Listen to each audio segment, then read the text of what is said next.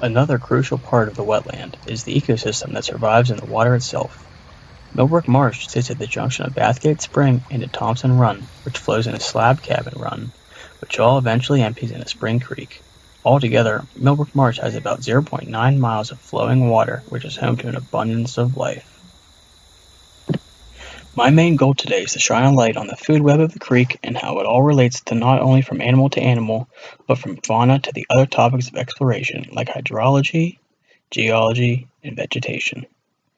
The creek food web has 5 different levels of consumers, starting with autotrophs. An autotroph is an organism that creates organic compounds from things such as light, water, and CO2. Since they produce their own food, they are also known as producers. 2 categories of autotrophs in water include plants and algae.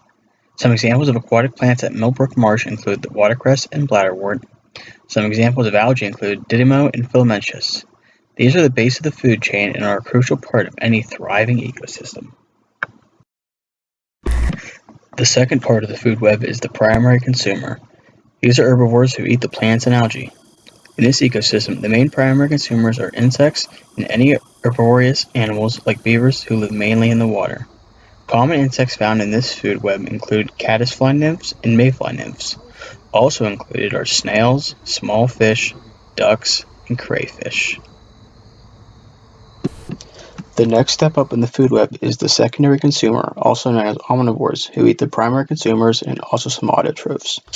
This is the difference in the food web versus food chain, as a food chain is seen as sequential, while the food web is dynamic and can have moving parts. The main secondary consumers in Millbrook Marsh include many types of fish, small amphibians like salamanders and frogs, and small mammals like muskrats. Although unlikely to jump into higher tiers for food, some consumers will eat not only lower tier primary consumers, but other secondary consumers. Some fish may eat smaller fish, as well as smaller frogs or tadpoles. The top of the food web is the tertiary consumer. These would be carnivores or omnivores with no predators in the immediate area. The largest predators in the creeks of Millbrook Marsh include large aquatic birds like the kingfisher and great blue heron. The duck is not listed here, as though it may not be preyed upon, it is still only an herbivore. Also included is the snapping turtle, because as an adult, nothing preys on them, and they also consume autotrophs, primary and secondary consumers. The final level of the food web is the scavengers. This is what eats the dead of the other consumers.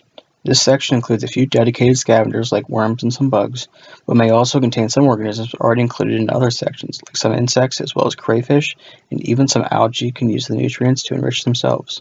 This is the cleanup crew of the ecosystem, and not only cleans, but also gives nutrients to the autotrophs, thus completing the cycle.